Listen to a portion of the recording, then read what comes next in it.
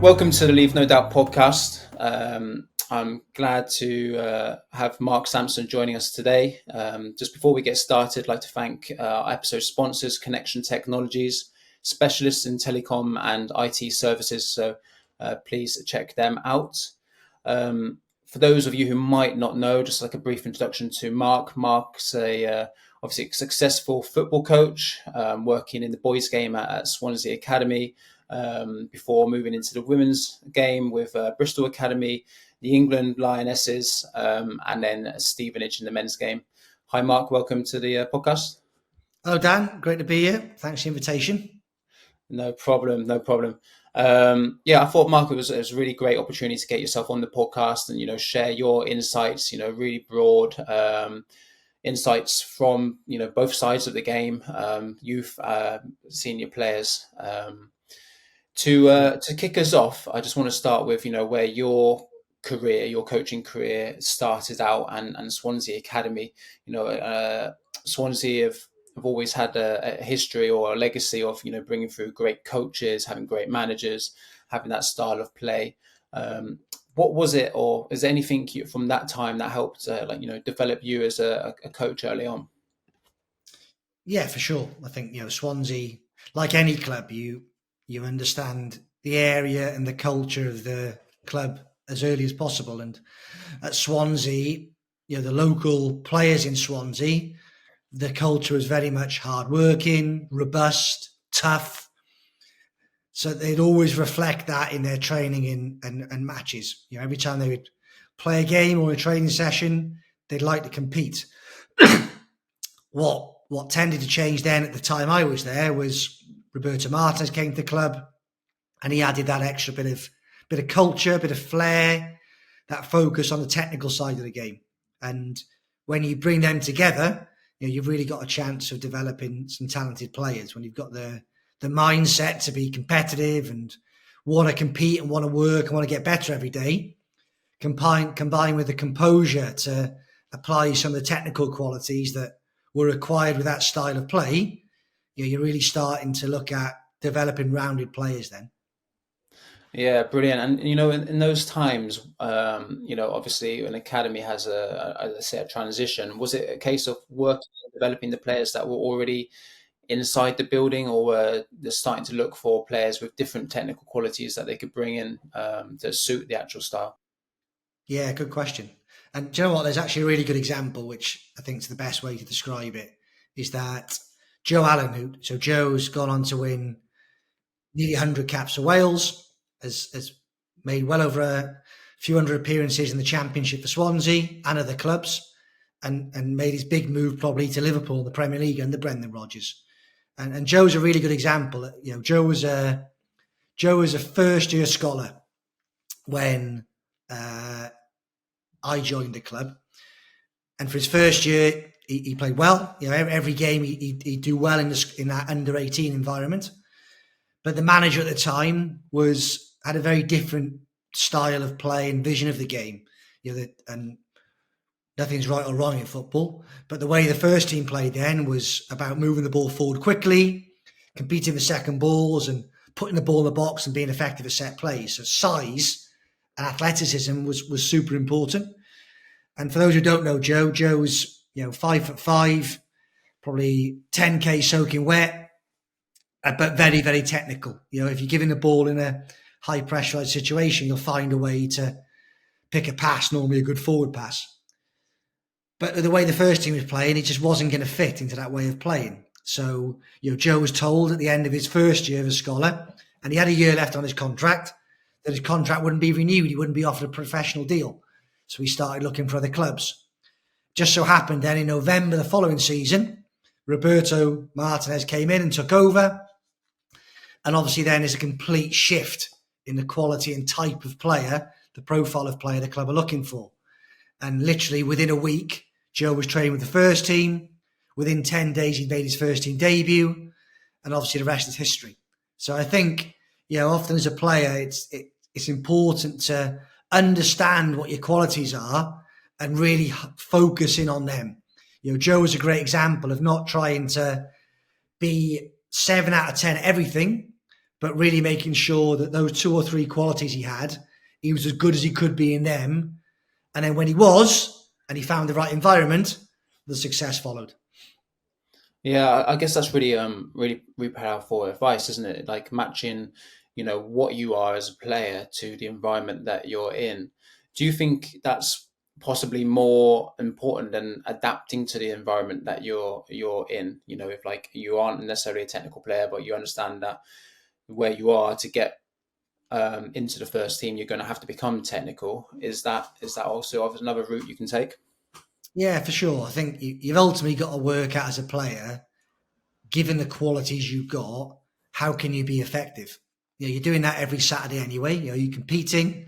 So you're really thinking about how can I find a way to win for the team, but also win for myself? How can I make as much impact as possible on this game, given the qualities I've got? Let's go back to that Joe example. Joe would know if he came up against a big, strong, athletic, powerful, physical opponent, he would have to find a way to manipulate the ball quickly, find spaces where he could get faced up and play forward, and be smart defensively. Probably not go and compete in those 50-50 duels, but work out how he can intercept the pass, or how could he position himself to react better to a second ball and pick it up. So he's still being effective in the game, but he's playing to his strengths rather than the opponent's strengths. Yeah, that's something I think we spoke about. I think back to one of our earliest podcasts where we had a player called Stuart Sinclair. And Stuart, for those of you who might not listen to this one yet, it's a really interesting podcast because Stuart didn't actually make his Football League debut until the age of 29. So he's played non-league football for, the vast majority of his career. And he spoke about, and Stuart is obviously a small player as well, but he spoke about being effective as a player. So I think that's some really good like advice to to look at and share and try and think about your own game. I just want to touch on, so during this time, or you started being manager of a Taftswell, so Taftswell being a Welsh league team, obviously not necessarily as much of a professional setup. What is it, do you think, what advice can you give to players at that level that want to become better players, even, at that level? No, good question.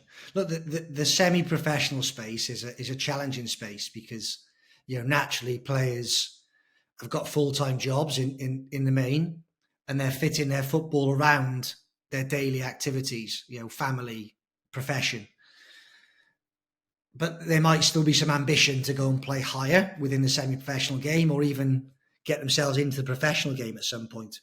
And I think, from my experience at that level, of both a player and a coach, is that your ball time is limited. You're obviously a professional player, you're getting to compete against your teammates with the ball for roughly, let's say, an hour a day on average. If you've got a day off, so 90 minutes, whatever it might be, an hour a day, let's say. So you're probably getting 1,000 touches a day as a professional player. And when you calculate that, that's 5,000 a week, 20,000 a month. So it's a lot of touches compared to a semi-professional player who might only be getting probably a maximum of 2 sessions a week. So if he's lucky, he's getting 200, 300 touches per week on the ball. You're already 700 touches down a week on a professional player. So I think for a semi-professional player, how I always looked at it, and I think the best advice is that training time, the ball time, the game understanding stuff is super important. So do the physical work away from the teamwork. If you can make sure that actually when I turn up at a team training, I'm already in great physical condition, I can really focus now on touches of the ball, manipulating the ball, whatever I need to do to be effective within my game, then also the game understanding piece, then I'm at least giving myself a platform to maximize the training with the team. So that would definitely be the advice. And that was always the advice I would give to the players at that level. Look, it's not my responsibility to get you to a physical level. I haven't got time for that.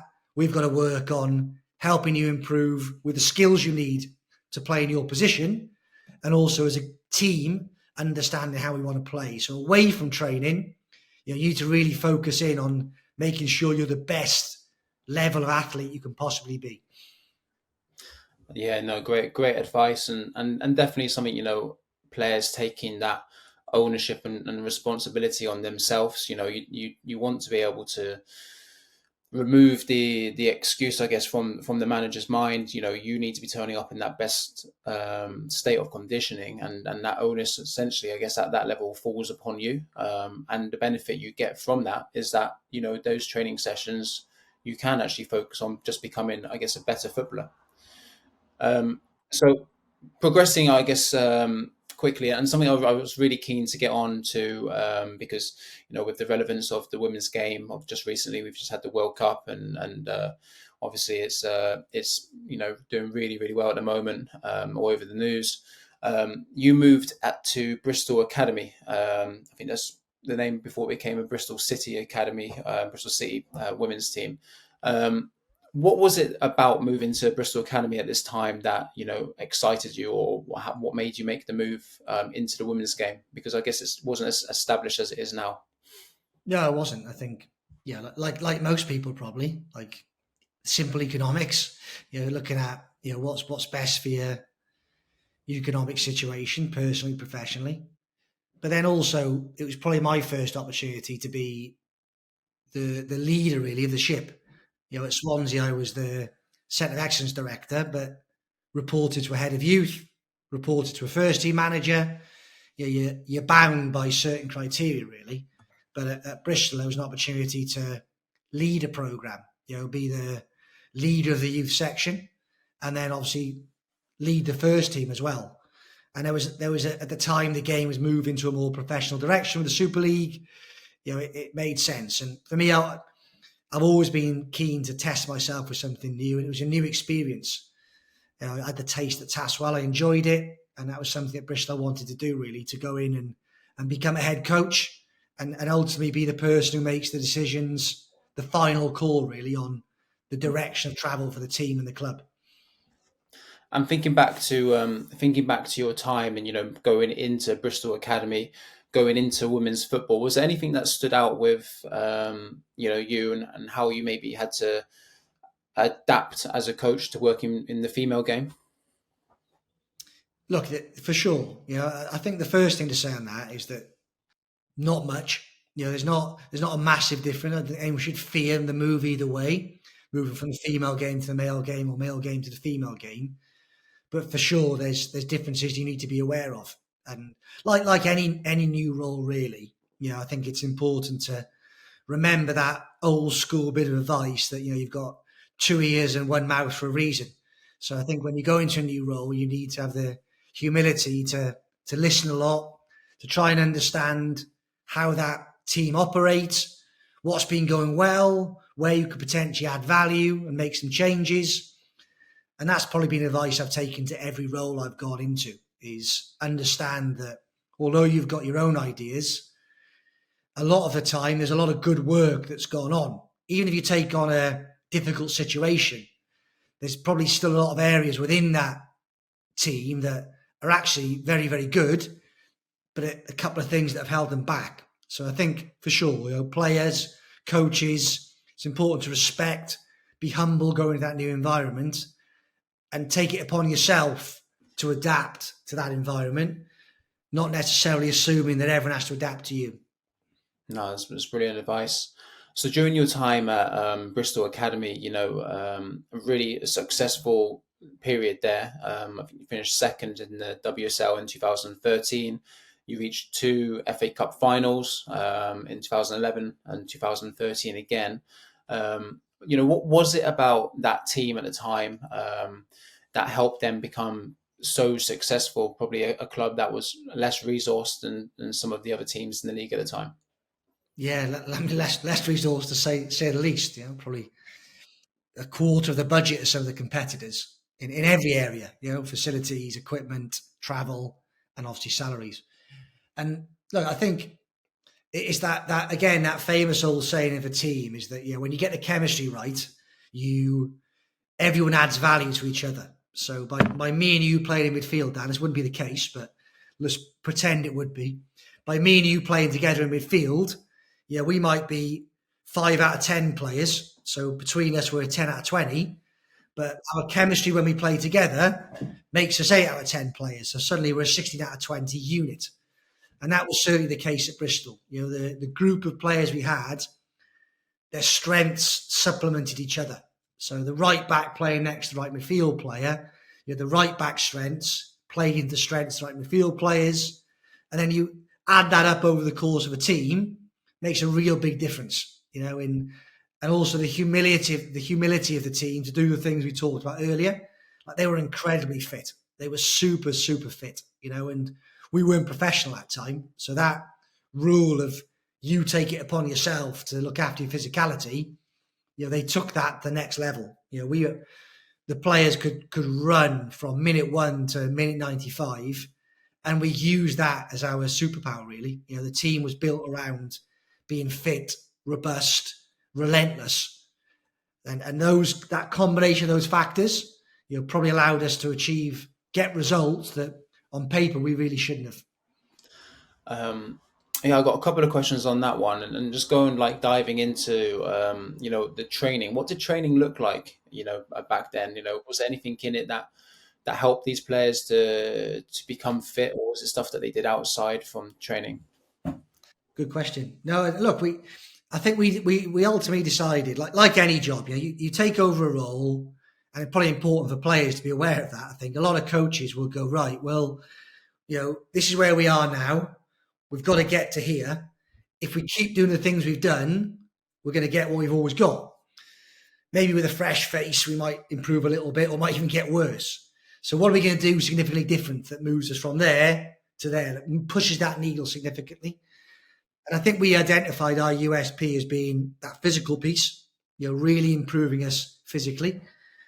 And we also felt that if we could keep the tactical structure simple and consistent, we wouldn't need to spend a lot of time working on that side of the game. So probably after a season, we realized, right, this is the way to play. This is what gets the best out of our players. We then focused on the competitive element. So really what we describe as finding ways to win. So smelling a game, I call it. So the team were brilliant at, in managing momentum. That if we were playing an Arsenal, for example, we knew that, for 80 minutes of that game, probably 85, we're going to suffer. We're going to be, not having much of the ball, asked a lot of questions defensively. But we knew for a 5 or 10 minute spell in that game, we would have our ability, we'd be able to dictate to them. And the team were brilliant at smelling the game. They know when to accept that we're up against it. Let's be solid. Let's work hard. Let's control the opposition. And at the times where you could, go for the throat, really, you could really go, right, this is our chance now to score a goal, to dictate. And that was probably the team's superpowers. And we would spend a lot of time in training talking about that situation, recreating that situation. We played 4-4-2 standard, and we'd often play even 15 players against 9. So the 9 would have 2 banks of 4, a goalkeeper, and the other team would have 15 players, and it would be, right, 20 minutes. How are you going to find a way to win, you team of 9? And all that work on a consistent basis developed what we call the heart and the head. The technical piece is what it is, but the heart and the head, suddenly then it was a team thing. We had the same heart, the same head. We could see the game as a collective and then make decisions as a collective. Welcome to the Leave No Doubt podcast. I'm so excited to welcome our new sponsors, Connection Technologies, a market leader in business-to-business tools ranging from business mobile, hosted telephony, and fixed line services. Head over to their website at www.connection-technologies.co.uk, fill in their inquiry web form, and find out how Connection Technologies can support your business moving forward.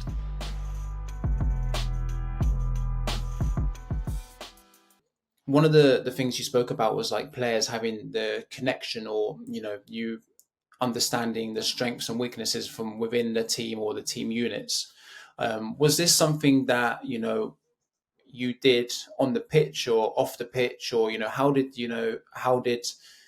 you get players to understand what their strengths were, or what the strengths of the person playing with them was. Yeah, good point. I think, look, and let's relate it back to players. Even now in this day, it's still the case that if you probably tallied up, if a player joins an academy at the age of 8, let's say, and they're released at the age of 18, they have a 10-year experience. If we could tally up all the information they would get within that environment, one, it would like fill 1,000 books, technical information, tactical information, physical information, lifestyle, behavior, and that's just football, let alone all the other things that go on in their life. And then if we went, how much of it is positive reinforcement versus constructive feedback at best, probably criticism, I'd estimate we'd probably still at 80-20, maybe even 90-10. 90% of the information the player's getting is, this is what you need to do to get better. This is what you're not very good at. You've got to do this better. And I think at that club, we tried to flip that percentage. We tried to reinforce a player's qualities 90% of the time with tips on how to even impact, put your qualities on the game even more. So even when we were giving constructive feedback, it was related to not what you're not doing or what you're not good at. It was, if you do this, you can do what you're good at even better and even more. And I think that was important. Bite your tongue as a coach and focus on reinforcing. If we've got a right, and we did have a right back who was brilliant for us at getting forward, the right midfield player would narrow up as an extra centre midfield player, allow the right back to get up and down the field. Probably like 90% of the time, all we would do as a staff would talk to her about, brilliant, great run that, love that overlap. Can you overlap again? So I think it's important to reinforce it, but also as a player, to have that positive self-talk to reinforce it to yourself. To accept that, look, there's bits of my game I'm not good at, but I'm really going to remind myself of the things I'm good at and find opportunity to do them again and again and again. Yeah, and definitely something for the listeners listening to work out what is your super strength and what is it that you are brilliant at, what gets you in the team, and then make sure you are doing that. And I guess that becomes the effectiveness as a player. You're in there for a reason, and that's what you're really good at. So moving on, you moved from, obviously after a successful period at the Bristol Academy, you moved to England, a team. Obviously, fantastic. The Lionesses, we're all seeing what they're doing at this moment in time. But I think the landscape was a little bit different. They'd been with Hope Powell for a long time, and then you're coming in as a new manager, taking over. What were your, I guess, first impressions when going into that England setup with the players and where the game was at that moment in time? Look, I think probably go back to the previous point we had around starting a new job, is that you're quickly trying to work out, right, the team's 11th in the world. It's been just knocked out at the group stage of a major tournament without winning a game. How are you going to move from getting knocked out of the group to getting to semi-finals and finals? How are you going to move from 11th in the world to consistently top 3 in the world? And ultimately, you have got to do something different. So I think we probably quickly realised that the big gap in the team was the mentality, really. Was, the players, they were a nice team. They play against teams, and I think everyone enjoyed at that time playing against England. England had a very clear tactical structure. So as an opponent, you know how they're going to play. That's one tick. They would follow that plan relentlessly, so nothing would change. So we knew if we get on top of them, we find a way to beat that way of playing, we're probably going to find a way to win. And the third piece was that the players probably didn't have that mentality to we're going to win. It was very much once things didn't go up, we'd be optimistic going into a game, but once things started going against us, it was well, you know what, then that's the way it is. We'll write this one off and on to the next one. So I think the big gap was around the mentality of the team, trying to encourage and develop the players' mindset that we're here to win. We're here to compete, and we need to win. And that was a long process, but I think that was the USP. How can we move this team from being winning mindset 3 out of 10 to winning mindset 10 out of 10? And that takes a lot of work collectively, but also individually from the players as well. Yeah, brilliant. And I guess just giving a little insight into what did women's game look like at this moment in time? Obviously they hadn't long been professional. I guess WSL had only been going very recently. What was the development curve that the women's game was on at that moment in time? It was interesting in terms of the game had moved to a professional, and actually the facts were telling us that the players were fitness, for example, had decreased, which seems stupid because you're thinking, well, I'm going from semi-professional to professional. You'd have thought everything really would start to go on upward curve. But at the time, and you'll be aware of this with your background, when you're a semi-professional player, and these players were the best of the best, so they were incredibly motivated.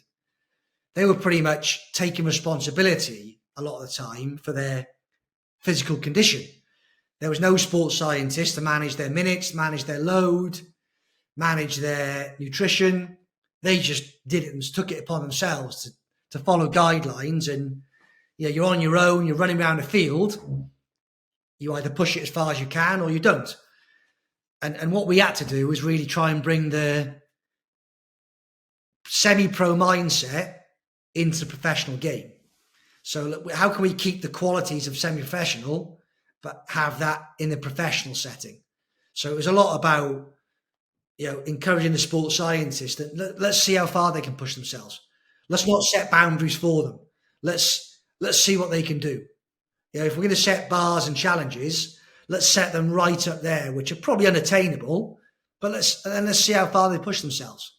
And I think that was one of the big challenges, was trying to move from take the good things about the semi-professional game into the professional game, because you'd have seen it as well.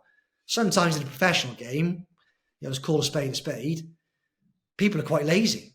Like they turn up at 10 o'clock, do a bit of training, have a bit of lunch, token gesture if you lift in the gym, and off they go. And we had to change that mindset. We had to be right. Well, we're taking the hard work you were doing for 2 hours a day as semi-professional. We're going to repeat that hard work, but now we're doing it for 6 hours a day. And that was hard to move that mindset and mentality across both staff and players. Yeah, I mean, that's a great point. It's that whole case of, soon as, or sometimes when players in professional setups or the players are in first team setups, the assumption might be for those players that, if I do everything that you tell me to do, then I'm going to become a better player, or all I need to do is what you're telling me to do. I think one of the best pieces of advice I can give to players is, actually you maximize every minute that you are within that setup. I've experienced it with players before that they come in, they do the gym, are they really trying, are they really giving their maximum, or are they just doing the gym to get the work done to go home?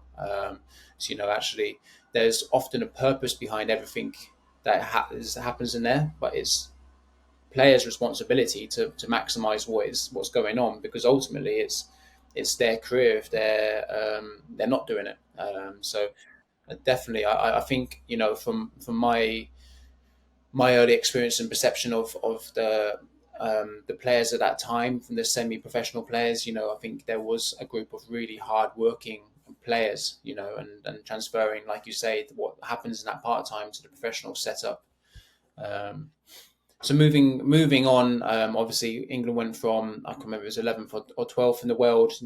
You've gone on to win the Cyprus Cup, and then at the first World Cup, reaching the semi-finals out in Canada. I'd love to, I guess, get an insight into, what did that look like? What did that feel like?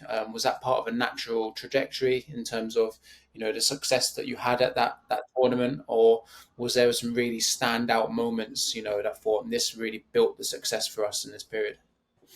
Yeah, look, you always, I think like a player, teams and players, businesses, you need the odd bit of you need to win the odd moment. There's a few moments that you think, if we win this moment, then we're going to be able to go again. If we lose this moment, it's going to take us back a few steps. So the Cyprus Cup was one of those moments. If the team hadn't won that final, hadn't won that tournament, I'm not sure we could have gone on to do what we did at the World Cup. And I remember as a group of staff deciding that, often as a coach, you're deciding when do you put the pressure on the players, when you take the pressure off. And in that Cyprus Cup, we decided to put the pressure on. A lot of the players who are listening will think about what's their most important quality. And I always say with players that the most important quality you can probably have is confidence. If you could take one quality, you'd say, can I always be confident? And with confidence, belief, those qualities need evidence. Your brain needs something to say, right, you think you're good, but is there any evidence out there to reinforce the fact that maybe we are good? And on that Cyprus Cup, we challenge the players, say, look, if we're realistic about getting past the quarterfinal, getting to a quarterfinal of a World Cup, let alone winning it, we have to win this tournament. We have to. And once we won it, then that reinforcement from that fact that you've won that tournament is starting to tell you, well, do you know what? We've now won this one, so why can't we go win a World Cup? So I just think, sometimes as a player, as a coach, you've got to put pressure on yourself and also go out there and actively seek the evidence to reinforce the belief you need in yourself and as a collective to go and achieve something.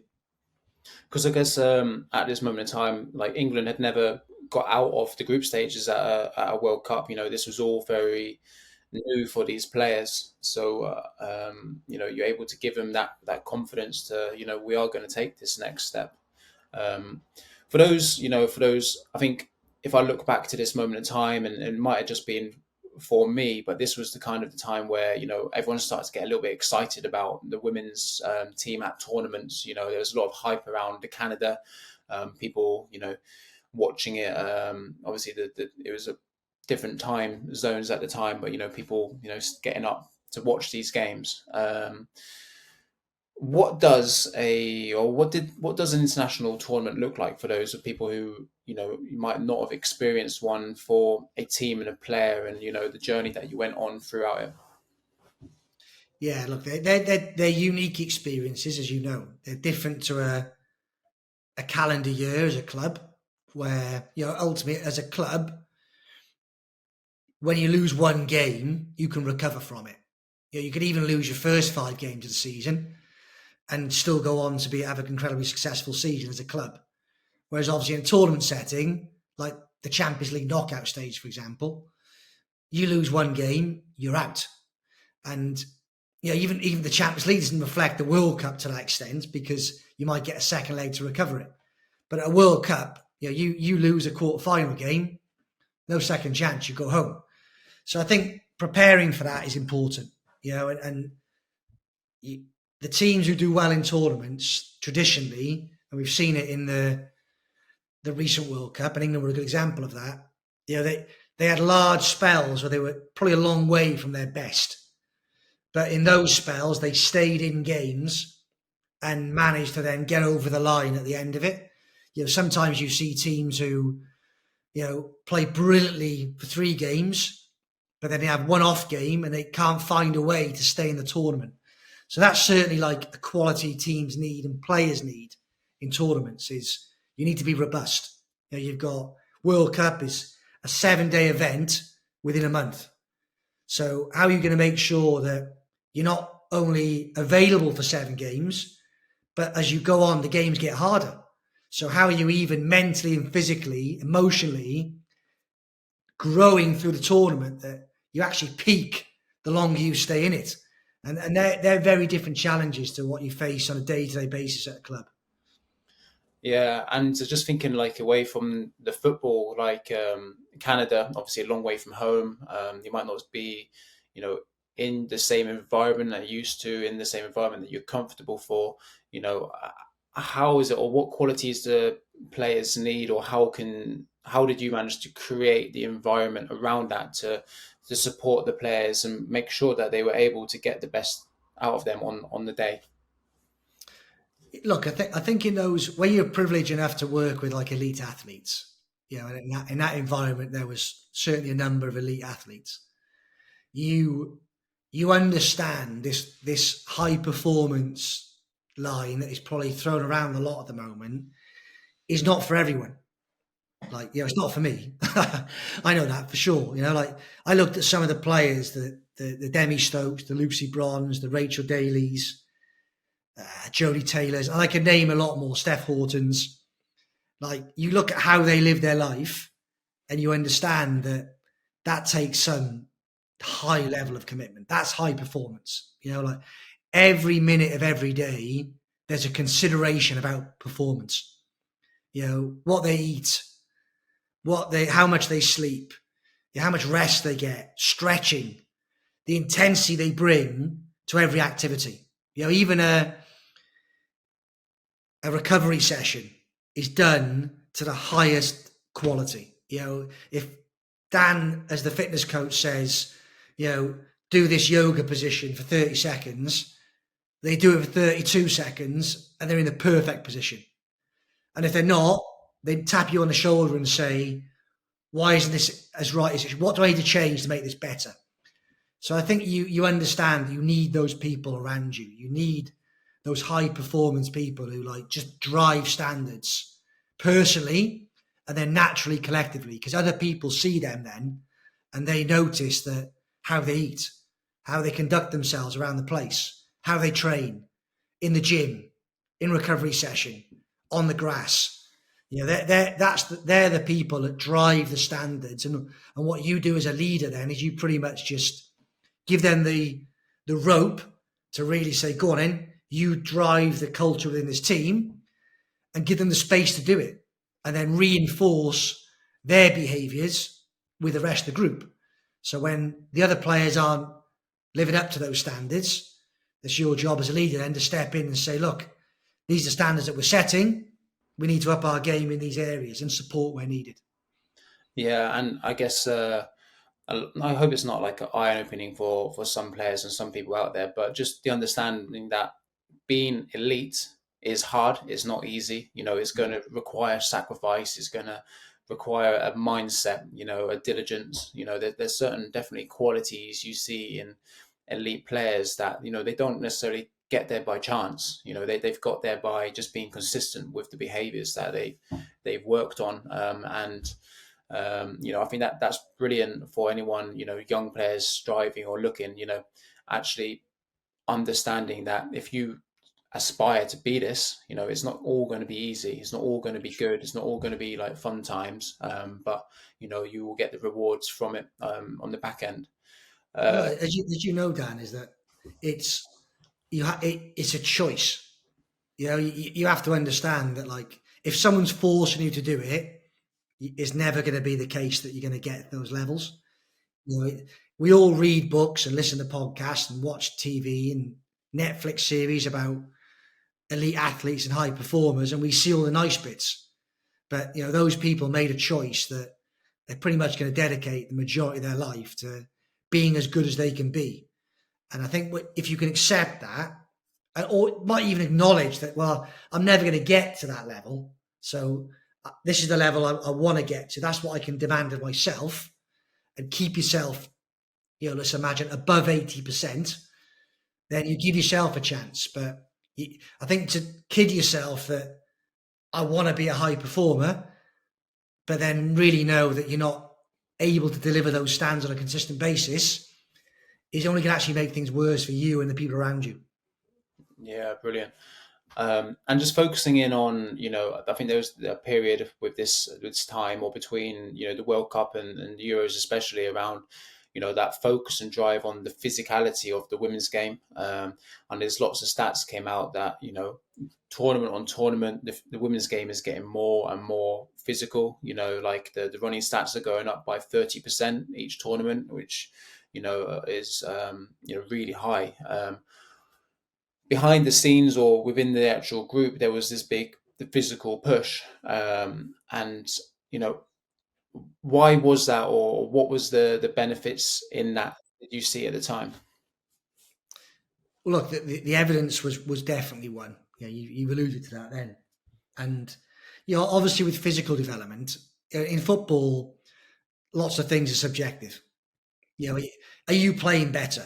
Well, there's some evidence to suggest we are, some data, but maybe we're not getting results we want. So we can go back to that.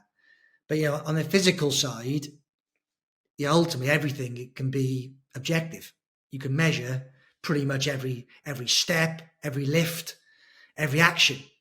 And, going back to that belief bit, it was a very good way to help reinforce the team is on the right trajectory in terms of, well, look where we were physically in these key performance indicators. We know if we get them right, we've got a better chance of winning major tournaments. And the physical piece was easy. Is just put the work in. The program's there for you. It's been diligently created by smart people. Put the work in, and the results will be there. So on that performance chart, you can see that gap we wanted to close to the better teams, quickly closing, and even we're overtaking. So that was definitely like one motivation. And then, the other areas, you can see some objective indicators that you're getting better, but the physical one, you could make big impact super quick. This is just about raw, hard bloody work on the training ground, on the grass, in your own time. Whereas, as like developing a style of play, developing a tactical structure, a chemistry, takes longer to see the evidence you're on the right track. So we decided to go down that route, which gave the players that belief and probably gave us more time in the other areas to grow them, knowing that our physical qualities were going to bail us out at times where the other ones couldn't. No, and brilliant. I just looking at or thinking about these. It's both the women's and the men's game. It's still you see the physical. It's improving every time. Even looking back to the men's game, and you look at teams like Morocco and the USA and all these developing nations. They're doing it from a physical lens as much as they are from that tactical. So just emphasizing the importance of training and that. The physical side is very important. So actually making sure that you are training, you are working, and you are thinking about, if you're a young aspiring player, the player that you're going to be, versus the player that you are right at this moment. So I know we're conscious we haven't got too much time left, but just a contrast in terms of your career and working with players. So you've then gone into the men's game, with Stevenage, assistant coach, manager at Stevenage, during your period and your time there. Just going back into, I'm not saying like a lower league team, but going back into, that environment. What was the I guess the biggest differences, or how do you ensure that once again you're effective, I guess, with that lower league team and those players? Look, I think it's where the change there is that at those levels you've got a real mix in players. You've still got the high performance ones, the ones who maybe their ability wouldn't allow them to get to the highest level, but in terms of their mindset, they are playing at the highest possible level their ability allows. They are doing all the things that those elite players I talked about in international women's game were doing, but they just weren't as talented as what those athletes were. So you had the ones who, maxing out, doing the right things.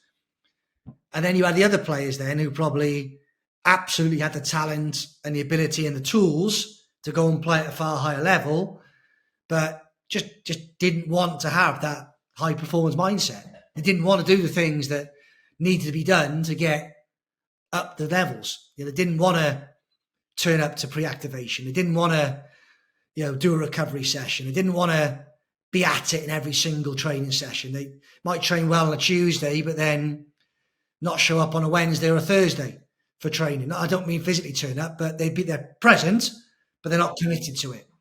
And then the gym work would be a token gesture. The diet would be, I'll eat well Monday and Tuesday, but then I fancy a pizza on a Wednesday. And that was difficult to, like, how do you bring that together?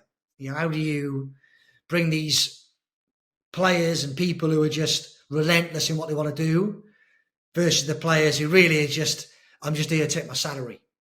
Or maybe they didn't know. That famous line of, we don't know what we don't know. That, in fairness, is probably the case for a lot of these guys. They didn't understand what that mindset was that was holding them back.